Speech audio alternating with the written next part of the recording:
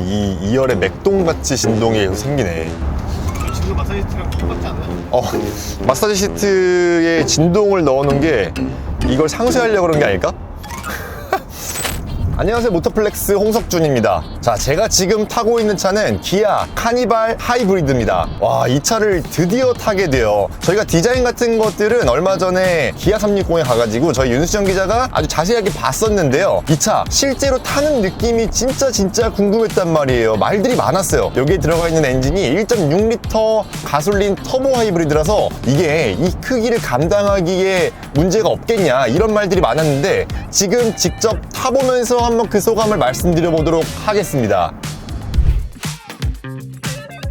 자, 아까 행사장을 빠져나오면서부터 뭔가 가슴이 약간 벅차오르는 느낌이 들었거든요. 드디어 우리가 국산 하이브리드 미니밴을 타게 되는 겁니다. 그동안 우리가 일본 차에서만 누리던 혜택 같은 거라고 느꼈었는데 카니발에 하이브리드 시스템이 들어가기를 간절히 바랬던 분들 많잖아요. 이렇게 커다란 차에 연비를 생각 안 할 수 없는 사람들이 많았는데 그래서 선택할 수밖에 없었던 게 디젤 파워트레인이었죠. 근데 카니발의 진짜 매력은 그 가솔린 엔진에서 나오는 그런 풍요로운 감각이 아주 만족스러움을 크게 줬었단 말이에요. 그 느낌을 느끼면서도 이 연료 효율을 포기할 수 없었던 거죠. 이 하이브리드를 간절히 기다렸던 분들이 많은데 드디어 나온 겁니다. 그래서 시동을 걸고 빠져나오는데 되게 조용해요. 처음에 시동을 걸었을 때는 엔진이 깨어나지 않으니까 조용하고 그 짧은 구간을 빠져나오면서도 그냥 모터로만 나오니까 이렇게 부드럽고 조용할 수가 없습니다. 지금 도로 위로 올라와서도 그런 느낌이 충분히 잘 느껴지고 있는데 이렇게 달리고 있다가 엔진이 중간에 살짝 꺼져요. 이렇게 전기 모터로만 달릴 때는 매끄러운 감각으로 달리는 게 진짜 카니발의 매력을 극대화시키는 방법인데, 야, 이런 감각을 느낄 수 있다는 거 아주 감격적이고요. 일단 좀 파워트레인 스펙을 설명을 먼저 드릴게요. 이 차에 들어가 있는 파워트레인, 여러분들이 걱정하셨던 1.6L 하이브리드 시스템이 들어가 있습니다. 이 차의 무게가 2165kg이 나가요. 9인승 기준이고 하이브리드 기준인데 이게 가솔린 엔진을 단 카니발 대비해가지고 고작 85kg 밖에 늘어나지 않은 무게거든요. 하이브리드 시스템을 얹고도 이 정도로 무게를 억제했다는 거, 일단 박수 쳐줄 만한 부분인데 1.6L 하이브리드지만 출력도 되게 넉넉하게 만들어놨습니다. 기존에 우리가 하이브리드 시스템을 얹은 다른 현대기아 차들보다 조금 더 높은 수치를 가지고 있어요. 합산 출력 245마력을 가지고 있고요. 엔진 출력만 따로 놓고 보더라도 180마력이고 전기 모터 출력은 73마력 정도의 출력을 가지고 있습니다. 이게 우리가 그동안 타던 현대기아 차들의 병렬 방식의 하이브리드 시스템이었다고 생각했을 때 보통 전기 모터가 이렇게 강력한 거를 넣었던 경우가 별로 없었거든요. 그런데 지금 카니발 하이브리드에서는 충분히 강력한 전기 모터로 엔진을 서포트 해주기 때문에 지금 봐봐요. 저희 자유로 달리는 중인데 그렇게 속도가 낮지 않아요. 잠깐 속도를 70km까지만 낮춰볼게요. 그리고 가속을 해보는 거예요. 와, 이거 너무 쉽게 올라가지 않아요? 가속 페달을 밟아가지고 추월하는 그런 상황이 왔다 그랬을 때도 아쉬움 없이 가속할 수 있는 그 정도의 출력을 가지고 있는 겁니다. 그리고 막상 이렇게 가속 페달을 밟아 보니까 어떤 느낌이 다가오냐면은 3.5L 그 6기통 카니발을 탈 때 되게 풍요롭다는 느낌을 받았었는데 그게 사실은 가속 페달을 밟았을 때 약간 굼뜬 감각도 동시에 느껴졌었거든요. 오히려 그런 부분에서는 지금 이 하이브리드 버전에서의 가속 페달 담력이 훨씬 더 빠르게 다가옵니다. 가속 페달을 처음 밟았을 때 전기 모터가 즉각적인 출력을 쏟아내주고 추가적으로 힘이 필요할 때는 엔진이 그때부터 힘을 쫙 밀어주는 그런 느낌이 드는 거예요. 그래서 여러분들이 걱정했던 그 1.6L 하이브리드의 출력 부족? 이거 전혀 걱정하실 필요가 없을 것 같아요. 지금도 속도가 좀 붙어 있는데 그냥 한번 가속해가지고 추월을 한번 해보자고요.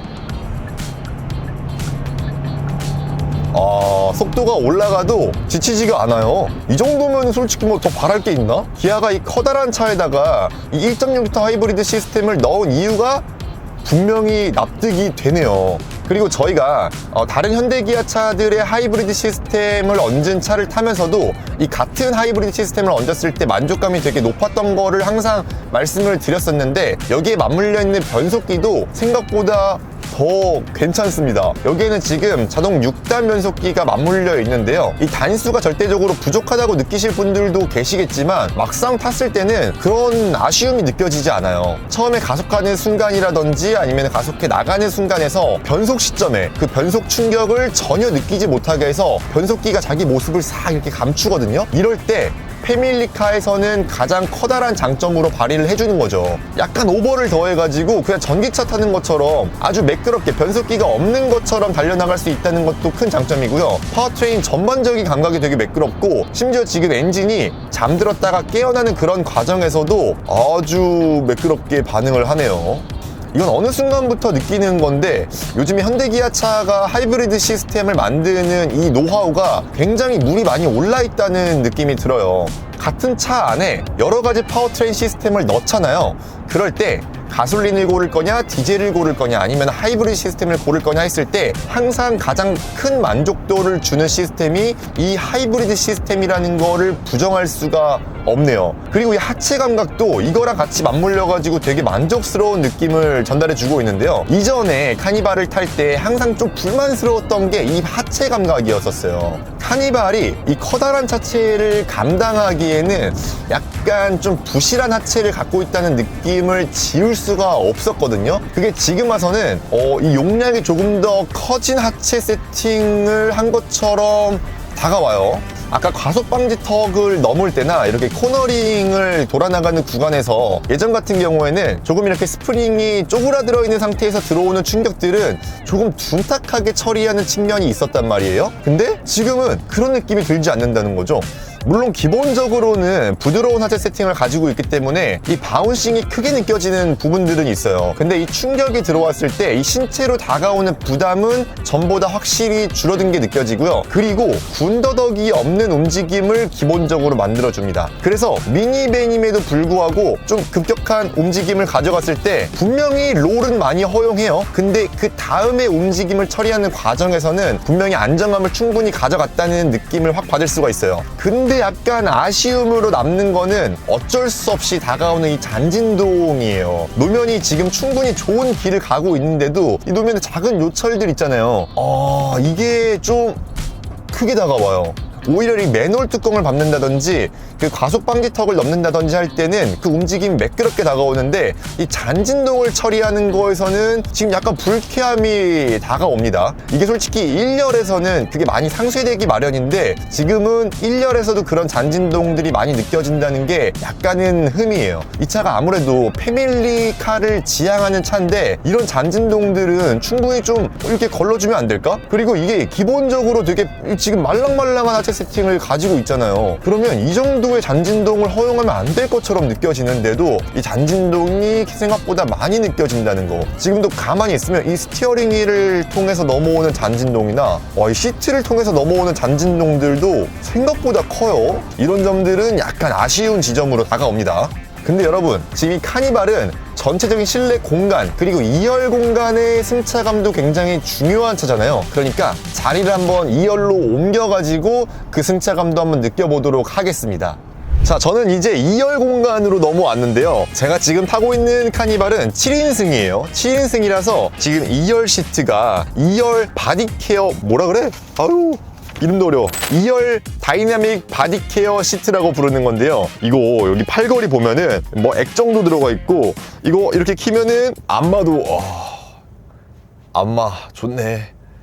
그리고 여러분, 이게 2열인데 전동 시트가 들어가 있어가지고 이렇게 등받이 같은 거 전동으로 할 수 있고요. 눕히니까 허리 쪽에 안마가 더 강렬하다. 웬만한 안마 시트만큼 꽤 강렬하게 안마를 해줍니다. 이거는 확실히 우리나라 차들이 가지고 있는 최대 장점인데 안마기는 그냥 형식상 넣어놓는 경우가 많았던 다른 차들 대비해가지고 진짜 확실히 안마를 받는다는 느낌을 강하게 받을 수 있는 이런 시트 구성을 가지고 있습니다. 그리고 이 2열 공간을 위한 편의사양들도 꽤 충실하게 돼 있어요. 여기 보면은 통풍 시트도 있고요. 그리고 온열 시트 당연히 있고요. 차양막도 알차게 들어가 있습니다. 그리고 2열 공간에서 이 공조장치를 작동할 수 있는 버튼은 이 위쪽에 있고요. 이런 것들이 변함없이 할 수 있는 부분이고요. 그리고 썬루프도 2열 공간만을 위한 썬루프도 이렇게 큼지막하게 달려 있어가지고 있어가지고 이전과 똑같지만 아주 만족스러운 부분이고요. 근데 큰 틀에서 이전 대비해가지고 달라진 건 없어요. 가장 중요한 건 이 승차감인데, 이 승차감 측면에서 페이스리프트 전과 확실히 달라진 게 느껴집니다. 2열 공간에서는 확실히 하체가 많이 단단해졌다는 느낌이 느껴져요. 근데 문제는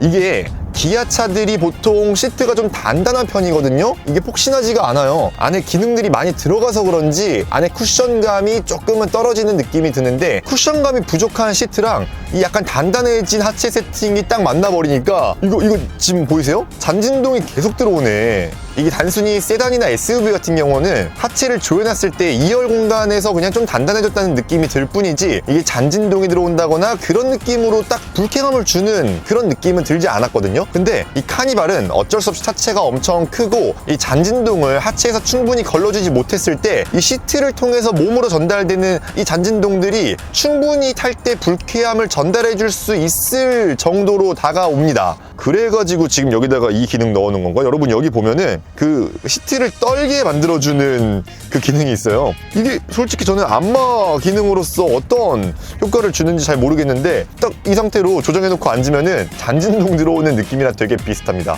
뭐 그 잔진동을 상쇄시키려고 넣어놓은 기능인가?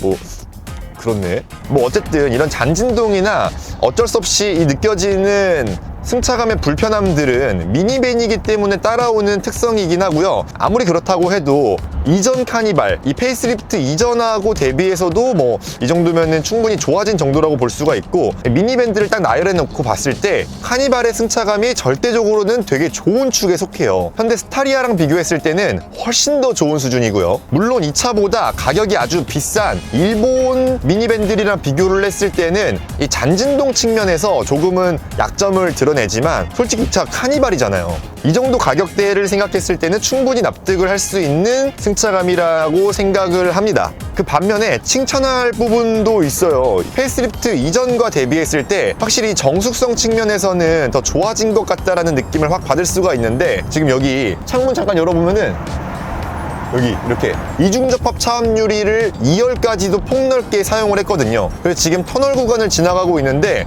이런 구간에서 안쪽에 차들의 소음이 울리기 때문에 소음이 많이 들이칠 수 있는 상황이거든요. 이런 상황에서도 이 정도면 되게 조용하지 않아요?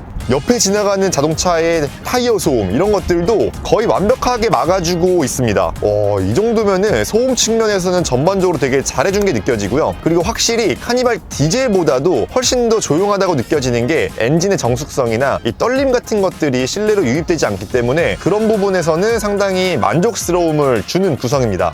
자, 마지막 3열 공간도 잠깐 타보면은 공간 자체도 제가 이 정도 앉을 수 있으면은 되게 널찍한 공간이에요. 지금 2열 시트도 그냥 성인이 되게 넓게 앉을 수 있을 만큼으로 맞춰놨는데, 제가 3열에 이렇게 앉아가지고 꽤 널찍한 공간이라고 느낄 수 있을 만한 공간을 만들어주고 있습니다. 3열 시트도 굉장히 많이 뒤쪽으로 눕혀지기 때문에 머리 공간도 눕혔을 때는 괜찮은 수준이고요. 그리고 승차감도 걱정했던 것보다는 되게 괜찮다. 확실히 카니발의 장점이라고 하면은 이 가장 끝자리에 에서의 승차감인데, 미니밴이다 보니까 아무래도 3열을 가진 SUV들 대비해서는 확실히 이 3열 공간의 승차감이 괜찮습니다. 잔진동도 이 뒷바퀴 위쪽으로 앉기 때문에 잔진동이 조금 더 심하게 느껴지지 않을까 걱정했던 부분이 있었는데, 막상 2열이랑 큰 차이가 안 나는 것 같아요.